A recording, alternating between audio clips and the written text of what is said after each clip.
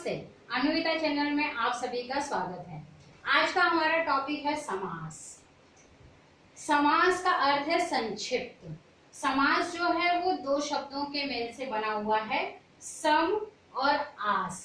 सम का अर्थ है पास और आस का अर्थ है रखना, अर्थात अपने पास में रखना।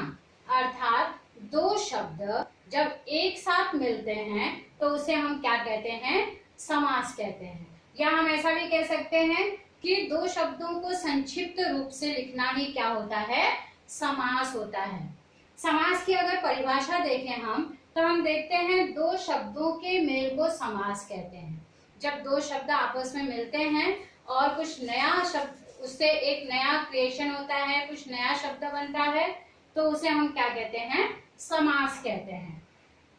इसको जो पहचानने का है, विस्तृत रूप से पहचानने का जो तरीका है, दो शब्दों को छोटा करने के लिए समास का उपयोग किया जाता है। जैसे दो शब्द हैं, उनको अलग अलग न लिख करके उनको संक्षिप्त रूप से छोटा करके लिखना ही समास होता है। समास में दो पद होते हैं। जैसे कि अगर हम कोई शब्द लिख रहे हैं तो उस शब्द के दो पद होंगे और जिनका कि हमें समास में विग्रह करना होता है। विग्रह न करके जब हम उनको साथ में लिखते हैं तो उसे हम पद कहते हैं। अब समास के दो पद कौन कौन से हैं? एक पहला पद होता है और एक दूसरा पद होता है। जैसे कि मैंने यहाँ पर एक एग्जांपल दिया, राजकन्या। राजकन्या, अब मैंने यहाँ पर राजकन्या लिखा। अब इसमें राज जो है ये पहला पद है और कन्या जो है ये दूसरा पद है। जब समास में हम इसका विग्रह करते हैं तो हम इसे इस तरह से लिखते हैं, राजा की कन्या। लेकिन जब हम यहाँ पर पदों की बात करते हैं तो ये पूर्व पद, यानी कि ये जो पहला पद है इसको हम कहते हैं पूर्व पद, और जो दूसरा पद होता है उसे हम कहते हैं उत्तर पद। इन दोनों को मिला करके एक शब्द का पद, शब्द न कहकर हम उसको समास में क्या कहते हैं? पद कहते हैं। तो इस तरह से समास जो है वो संक्षिप्त रूप है शब्दों का। दो शब्दों के मेल से समास बनता है। समास में हम उसका विग्रह करके उसको बड़ा कर सकते हैं, और जब हम उसे विग्रह नहीं करते हैं तो दो पदों को मिलाकर हम एक नया पद बना लेते हैं। तो इस तरह से ये हमारी हो गई समास की परिभाषा। पहले पद को हम पूर्व पद कहते हैं और दूसरे पद को हम उत्तर पद कहते हैं। अब हम देखते हैं समास के प्रकार कितने हैं। समास के हमारे 6 प्रकार हैं। पहला है तत्पुरुष समास, द्विगु समास, द्वंद्व समास, अव्ययी भाव समास, कर्मधारय समास और बहुव्रीहि समास। ये हमारे समास के 6 प्रकार हैं। इस वीडियो में हम समास के 3 प्रकारों पर चर्चा करेंगे। तो चलिए सबसे पहले देखते हैं तत्पुरुष समास। सबसे पहला हमारा तत्पुरुष समास। इस पर जब हम चर्चा करते हैं तो हम देखते हैं तत्पुरुष समास में जो पहला पद होता है वो गौण होता है। गौण होता है अर्थात पहले पद को इतना महत्व नहीं होता जितना कि हम दूसरे पद को महत्व देते हैं। जैसे यहाँ पर है राजकन्या।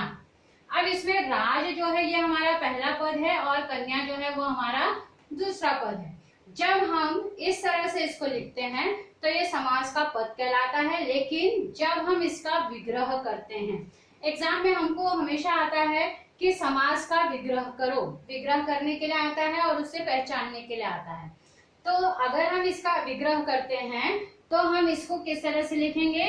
राजा की कन्या। राजकन्या, राजा की कन्या। एक चीज और हमें ध्यान रखना है, तत्पुरुष समास में हम कारकों के विभक्तियों का प्रयोग करते हैं। कारक की विभक्ति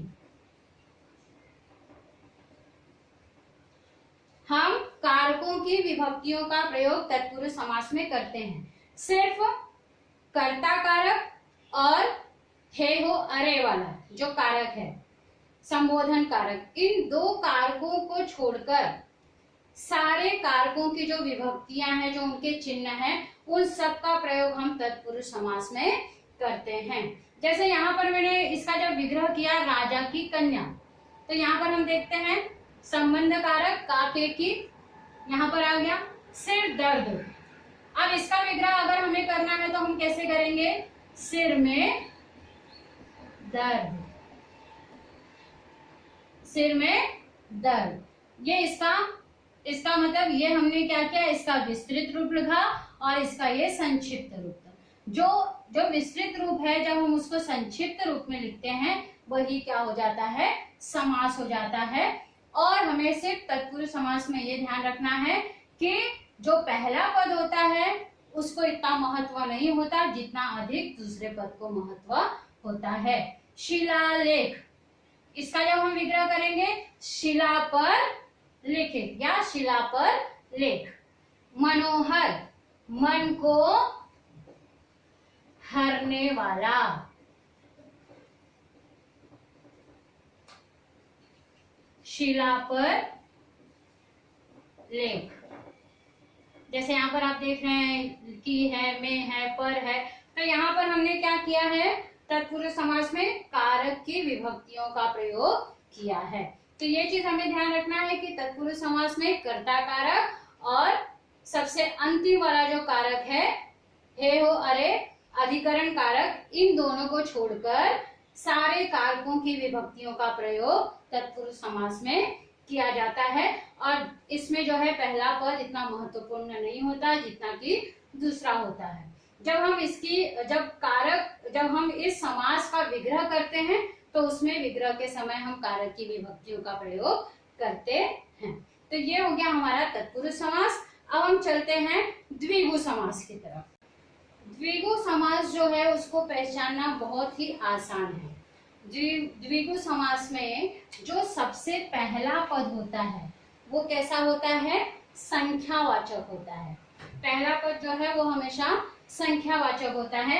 अगर हम सिंपल वे में देखें तो 1 से लेकर के 9 तक की संख्याएं जो हैं वो हमारी द्विगु समास के अंतर्गत हमें ज्यादातर एग्जाम में आती हैं। 1 से लेकर के 9 तक की संख्या यहाँ पर ज्यादातर मैंने यूज करने की कोशिश की है। जैसे चौराहा, हमेशा याद रखना है द्विगु समास संख्यावाचक, द्विगु समास संख्यावाचक। तो इसमें जो पहला पद होगा वो कैसा होगा, संख्यावाचक होगा। जैसे चौराहा, चौ का मतलब होता है 4, राह का मतलब होता है रास्ता। तो इसका जब हम विग्रह करेंगे, समास का विग्रह करेंगे, तो इसका क्या हो जाएगा, 4 राहों का समूह। और हमें हमेशा ध्यान में रखना है कि जब हम इसका विग्रह करते हैं तो अंत में क्या आता है, समूह आता है। अगला है चारपाई। चारपाई पता है, चारपाई खटिया, उसमें 4 पैर होते हैं, तो पाई का मतलब है पैर और 4 का मतलब है 4। तो चारपाई 4 पायों का समूह। पंचवटी, पंच का मतलब है 5, तो 5 वटों का या वटियों का समूह। अब दोपहर, दो क्या है, संख्यावाचक, दोपहर यानी 2 पहरों का समूह, 2 पहरों का समूह।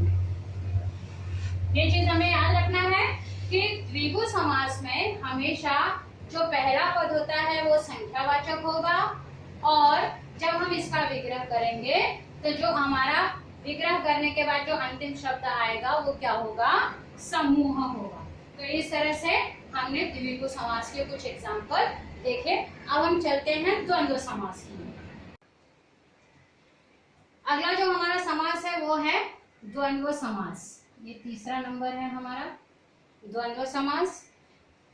जैसा कि यहाँ पर एक ट्रिक हम यूज करेंगे, द्व 2 बार आया हुआ है, तो इसको याद रखने का जो तरीका है हम इस तरह से भी कर सकते हैं। द्व 2 बार आया हुआ है तो इसका मतलब इसमें दोनों पदों को महत्व होता है। इसमें जो शब्द आया है उसमें दोनों पदों को हम महत्व देते हैं। और इसमें जो शब्द होते हैं ज्यादातर इस तरह से डैश वाले शब्दों का प्रयोग किया जाता है। यहाँ पर देखिए, जिसको हम योजक चिन्ह कहते हैं उसे इसमें डैश वाले चिन्हों का प्रयोग किया जाता है। दूसरी चीज, द्वंद्व समास का जब हम विग्रह करते हैं तो उसमें और लगता है। क्या लगता है? और लगता है। द्वंद्व समास की पहचानने का तरीका मैंने बता दिया। उसमें डैश वाले चिन्ह वाले शब्द आते हैं। इसमें दोनों पदों को महत्व होता है, एक पद को हम छोड़ नहीं सकते, दोनों पदों को महत्व देते हैं। और जब हम इस समास का विग्रह करते हैं तो हमेशा और, अथवा या का प्रयोग करते हैं। जैसे अभी मैं इसका विग्रह करके आपको बताऊंगी। जैसे यहाँ पर दिया है माता पिता, इसका जब हमें विग्रह करना है तो हम क्या लिखेंगे? माता और पिता। दिन रात, दिन और रात। जीवन मरण, जीवन और मरण। इसको हम इस तरह से भी लिख सकते थे, माता अथवा पिता, दिन अथवा रात, जीवन अथवा मरण।